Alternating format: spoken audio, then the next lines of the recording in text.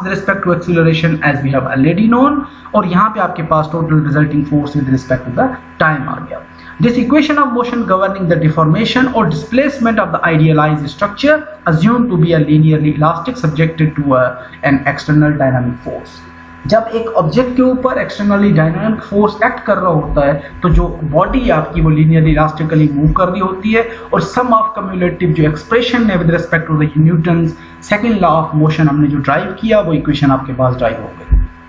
Now this equation basically the unit of this equation is force per acceleration, and this derivation can really be extended into an inelastic systems. इसको आप inelastic systems के अंदर भी introduce करवा सकते हैं by changing only one factor, जिसके अंदर आपका जो Fs था इंटरनल रेजिस्टेंस था, वहां पे आपकी डिस्प्लेसमेंट भी आ जाती है और with respect to the velocity भी कंसीडर होती है. तो आपका ओवरऑल जो सिस्टम है, मैकेनिज्म है, वो inelastic systems के लिए भी इंट्रोड्यूस करवाया जा सकता है या यूज किया जा सकता है.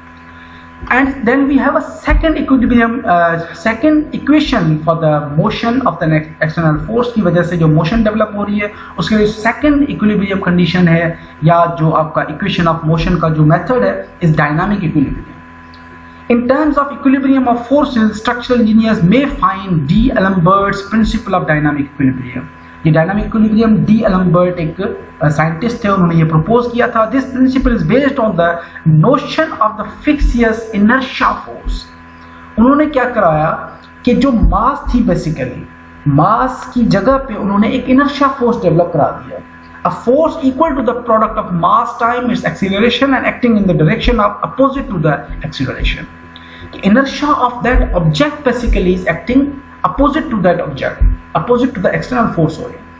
It states that when inertia force is included, a system is in equilibrium at each time instant. कि जब आप inertia force consider करते हो, inertia basically is जो है वो overall object जो होता है, जो material होता है, mass तो एक certain point के ऊपर आ गया. Inertia basically itself उस पूरे composite material को treat कर रहा होता है. तो उनकी थ्योरी क्या थी कि जब हम इनर्शिया को ट्रीट करते हैं तो at each time interval inertia जो है वो अपोज कर रहा होता है, मटेरियल की वजह से डेवलप हो रहा है, और इनर्शिया जो है वो अपोज कर रहा है जो एक्सटर्नल फोर्स है उसके अगेंस्ट में. Thus a free body diagram of a moving mass can be drawn as, and the principle of statistics can be used to develop the equation of motion as, कि हमारे पास let's suppose ये एक picture थी already जो हम discuss कर रहा है पिछले केस के अंदर. यहाँ पे हमारे पास जब हम इसे फ्री बॉडी डायग्राम कंसीडर की तो यहाँ पे हमारे पास मास आ गया, रिजल्टिंग स्ट्रेस आ गया, डैम्पिंग फोर्स आ गया, और हमारे पास जो है वो इंटरनल रेजिस्टेंस आ गई. अब जो डायनामिक इक्विलिब्रियम कंडीशन है, एलम्बर्ट का जो प्रिंसिपल है वो बेसिकली क्या कहता है कि m जो मास है उसको आप रिप्लेस करा दो विद इनर्शिया फोर्स, और इनर्शिया जो है वो बेसिकली अपोज कर रहा है, अपोजिट डायरेक्शन के अंदर एक्ट कर रहा है, तो आप इस फोर्स की वजह से आपकी जो रिजल्टेंट डायनामिक इक्वेशन जो बनती है वो टोटली चेंज हो जाती है.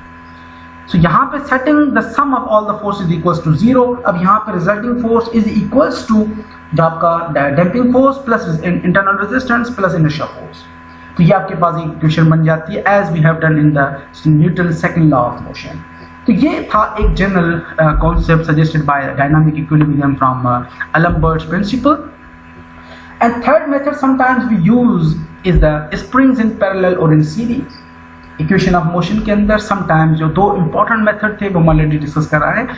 कुछ जो रिसर्चर्स हैं वो प्रपोज करते हैं कि आप पैरेलल और सीरीज के अंदर जो है वो डिफरेंट टाइप्स के स्प्रिंग्स को भी यूज करके इंटरनल रेजिस्टेंस को फाइंड आउट कर सकते हैं, या एज अ डैम्पिंग के तौर पे ये किस तरह से कांस्टेंट्स वेरी कर रहे हैं, स्प्रिंग्स किस तरह से एक्ट करते हैं, उनको आप किस तरह से ट्रीट करते हैं या आप किस तरह से फाइंड आउट करते हैं. तो let have a look. Sometimes it's necessary to determine the equivalent spring constant for a system in which 2 or more springs are arranged parallel as shown in figure A or in series as shown in figure B. कि आप sometime जो linear elastic system था, जो single degree of freedom system था, उसके अंदर हम undamped condition के अंदर क्या कंसीडर कर रहे थे कि sometimes we use springs as an internal resistor as a damper, और उस स्प्रिंग को हम किस तरह से यूटिलाइज करते हैं in terms of parallel springs. ये आपके पास दो पैरेलल स्प्रिंग्स लगे हुए हैं, K1 is representing the stiffness of spring 1, K2 is representing the stiffness of के जो है वो अपना spring through.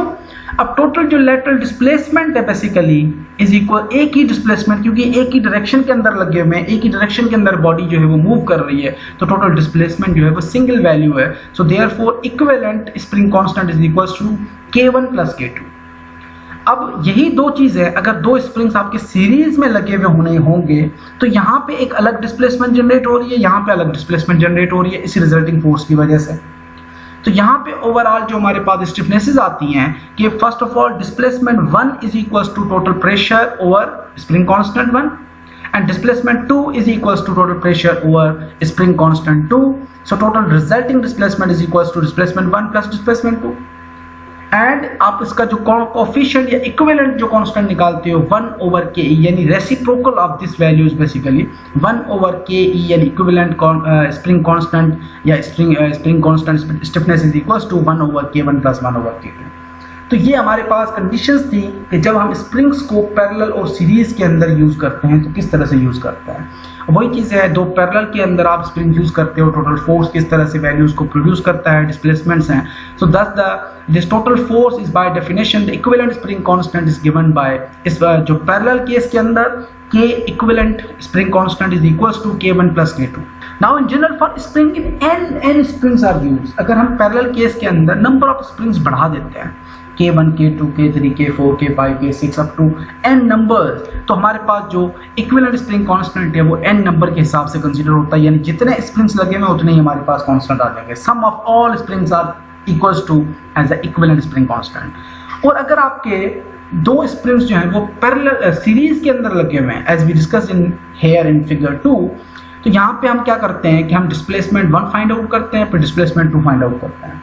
Displacement 1 is equals to total force divide by spring constant 1, displacement 2 is equals to force divide by spring constant 2, और इसी तरह से जो है वो आप कम्युलेटिव इक्विवेलेंट स्ट्रेस निकालते हो।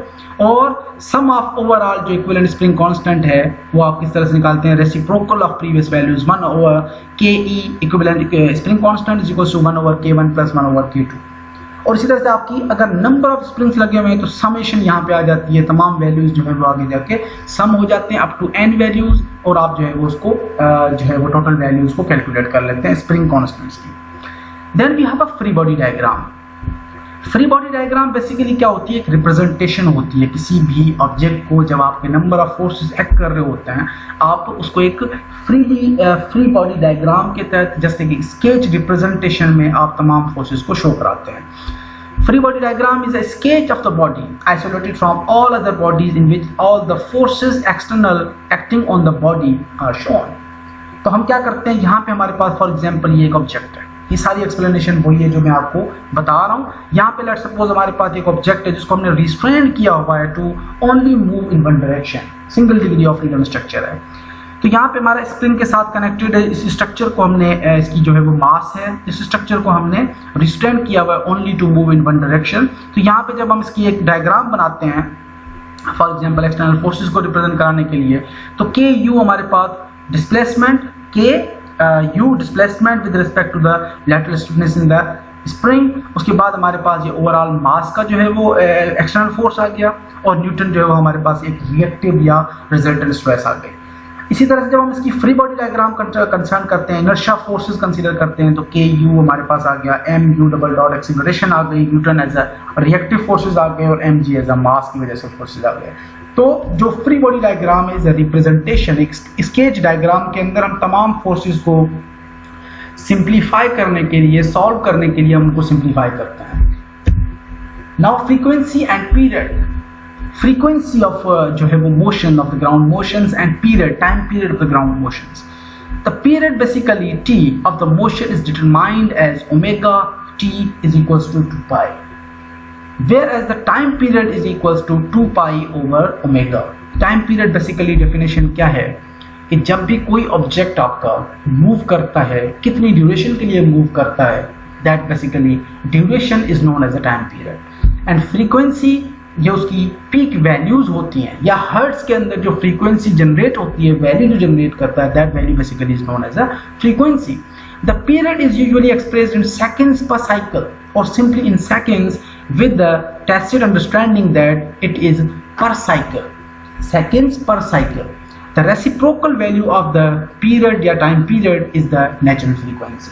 So frequency is equals to 1 over time period or omega over 2 pi. Natural frequency is usually expressed in hertz or cycles per second. Cycles per second में हम शो कराते हैं. The reciprocal value of the time period is natural frequency. और उसके बाद जो है because the quantity omega differs from the natural frequency. Omega differs. Omega is also an frequency basically. लेकिन ये किस तरह से natural frequency से change है, क्योंकि omega also is sometimes referred to as a natural frequency. However, to distinguish between the two expressions, natural frequency and omega may be called as a circular or angular natural frequency. F जो है वो basically representation है natural frequency की. Omega जो representation है वो basically आपकी representation है एंगुलर और सर्कुलर नेचुरल फ्रीक्वेंसी की. Most often the distinction is understood from the units.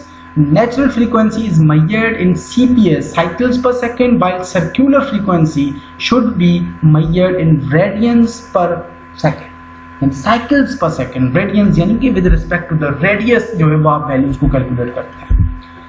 So now we have a design example, very simple design example we have. Determine the natural frequency of the beam spring system shown in figure below. कि हमारे पास एक cantilever beam है. उस cantilever beam के अंदर जो है वो हमने एक तो आपका जो एंड है स्प्रिंग का वो आपके इस एंड से कनेक्टेड है और दूसरा जो है उसके अंदर मास लगा हुआ है. तो और उसकी जो थिकनेसेस हैं डायमेंशंस है वो गिवन है. हम इसके अंदर नेचुरल फ्रीक्वेंसी जो है वो उसको कैलकुलेट करने की कोशिश करते हैं by being spring system consisting a weight of 50 pound attached to a horizontal cantilever through a coil spring K2. The cantilever beam has a thickness of 1/4 inches. जो इसकी thickness है वो 1/4 inches है और strip की जो width है basically वो आपकी 1 inch है. The motor elasticity of the जो आपका जो cantilever है उसकी motor elasticity is equal to 30 into 10 raised power 6 psi. The length of the member is 12.5 inches. The coil spring has a stiffness K2 is equal to 100 pound per inch. तो ये आपके पास एक values given है. एक जो है वो beam के साथ हमने एक डैम्पर अटैच किया हुआ है, स्प्रिंग डैम्पर है जिस जो डिफरेंट जो है वो डायरेक्शंस के अंदर लगे हुए हैं. आपने उसकी नेचुरल फ्रीक्वेंसी को कैलकुलेट करना है. सो द डिफ्लेक्शन, जब हम कैंटिलीवर का केस बात करते हैं तो ओवरऑल डिफ्लेक्शन के लिए हमारे पास जो simple structure analysis 1 structure analysis 2 के अंदर आप basic equations from BSc already आप कवर कर आए हैं. The deflection at the free end of a uniform cantilever beam acted upon static force P at the free and is given bye कि हम deflection जो है वो मैक्सिमम किस तरह से कैलकुलेट करते हैं जब आपके कैंटिलीवर के केस के अंदर एक यूनिफॉर्म लोड एक्ट कर रहा है at the end of the cantilever. तो उस केस के अंदर deflection maximum is equals to PL/Q, P यानी load, L total length divide by 3 into EI, E motion velocity, I is the moment of inertia. So corresponding spring constant K1 is then. अब spring constant हमारा यहाँ पे आपको नजर तो spring एक ही आ रहा है K2 is equals to 100 pound, लेकिन जो इसका एंड है कैंटिलीवर का ये भी हमारा एंड जो है वो फ्री एंड है बेसिकली. इसके साथ ये आपका ऑब्जेक्ट कनेक्टेड है तो ऑथर्स या रिसर्चर्स इसको भी ट्रीट करते हैं एज अ स्प्रिंग 1. तो स्प्रिंग 1 बेसिकली आपका ये एंड कनेक्ट जो है वो डिस्कस हो रहा है. स्प्रिंग 2 बेसिकली जो है वो आपको क्लियरली यहाँ पे नजर आ रहा है. So the corresponding spring constant K1. अब स्प्रिंग कांस्टेंट यहाँ पे ये स्प्रिंग जो है नजर आ रहा है, ये वाला स्प्रिंग नहीं है. यहाँ पे स्टिफनेस हम बात कर रहे हैं इस अपने मेंबर की, जो कैंटिलीवर मेंबर है उसकी स्टिफनेस की बात हो रही है. So therefore the corresponding spring constant और करस्पॉन्डिंग जो है वो stiffness of the member basically is equals to K1 load over displacement या deflection. So load we have already, अगर हम लोड ओवर डिफ्लेक्शन का कांस्टेंट इस इक्वेशन को जो है वो ड्राइव करें यहाँ से तो इक्वेशन बन जाएगी 3EI ओवर L3. यानी यहाँ पे लोड डिफ्लेक्शन यहाँ आ जाएगा, ये 3EI यहाँ चला गया, जो है हम जो क्या कहते हैं क्रॉस मल्टीप्लाई कर रहे हैं simply. Way the cross section moment of inertia किसी भी रेक्टेंगुलर ऑब्जेक्ट का हम PH/Q/12 कैलकुलेट करते हैं. So now the cantilever and the coil spring of this system are connected as a series. क्या आप पिक्चर के अंदर देखेंगे एक यहाँ पे ऑब्जेक्ट लगा हुआ है, दूसरा यहाँ पे लगा हुआ है, यहाँ पे आपकी मैक्सिमम लोडिंग अप्लाई हो रही है. तो दोनों जो स्प्रिंग्स हैं बेसिकली वो सीरीज के अंदर लगे हुए हैं. तो सीरीज का फॉर्मूला हम सेलेक्ट करते हैं 1 over equivalent spring constant is equals to 1 over KE is equals to 1 over K1 plus 1 over K2. Now substituting the numerical values, moment of inertia we got 1 over 768 inch power 4 K1 is equals to, आपकी तमाम values जो है वो already आपके पास हैं। K1 का formula आप यहाँ पे ऑलरेडी निकाल आए हैं, तमाम वैल्यूज आपने इस फार्मूले के अंदर पुट की। K1 is equals to 60 pound per inch and cumulative या equivalent spring constant is equals to 1 over KE is equals to 1 over 60 plus 1 over 100 and equivalent spring constant we got 37.5 pound per inch. अब natural frequency for this system basically is given by omega is equals to under root KE यानी effective जो equivalent spring constant है divide by mass. Now mass, as we already know that mass is equals to W over G. W is the weight and G is the acceleration due to gravity. G की value 9.81 metre per second square होती है, यहाँ पे हम consider कर रहे हैं pound in system, तो G is equals to 386 inch per second square. So omega is equals to 37.5 हमने KE की वैल्यू फाइंड आउट की। M जो टोटल हमारे पास है वेट ओवर जी का जो रेसिप्रोकल वैल्यू आ रही है, मतलब तमाम वैल्यूज हमने यहाँ पे पुट की। वी गॉट ओमेगा या natural frequency is equals to 17.01 radians per second. अब 17.01 radians per second basically is a circular frequency. अब सर्कुलर फ्रीक्वेंसी को हम CPS फ्रीक्वेंसी में कन्वर्ट कर रहे हैं या हर्ट्ज में कन्वर्ट कर रहे हैं। अनदर इक्वेशन जो ऑलरेडी हम डिस्कस कर आए पीछे, frequency is equals to omega over 2 pi, हमने ये इक्वेशन कंसीडर की यहाँ पे। So frequency is equals to 2.71 cycles per second. तो ये हमारे पास टोटल फ्रीक्वेंसी आ गई। इंशाल्लाह अपकमिंग क्लासेस के अंदर हम जो है वो मजीद इसके टाइम पीरियड्स हैं, एम्पलीट्यूड्स हैं, उनको किस तरह से कैलकुलेट करते हैं वो भी हम डिस्कस करेंगे। That's all for today. Now assignment number 6। In first question you have to define the following terms: degree of freedom, single degree of freedom, force displacement relationship, damping force and frequency and time period। ये तमाम जो 5 values हैं, 5 जो equations हैं, 5 जो आपको common terms जो नजर आ रहे हैं, इनकी जस्ट डेफिनेशन लिखनी है। 2 to 3 lines are enough. And in second question explain the equation of motion with respect to the methods। के equation of motion basically हम under dynamic forces किस तरह से कैलकुलेट करते हैं, इसको आपने डिटेल में एक्सप्लेन करना है। equation of motion होती क्या है, किस तरह से जो है वो ऑब्जेक्ट बाय स्केचिंग डायग्राम्स भी बनानी है। First method is the Newton second law of motion, then you use the dynamic equilibrium and then we have springs constants. इन तमाम तीनों मेथड्स को जो है वो डिटेल में एक्सप्लेन करना है। That's all for today. Thank you very much.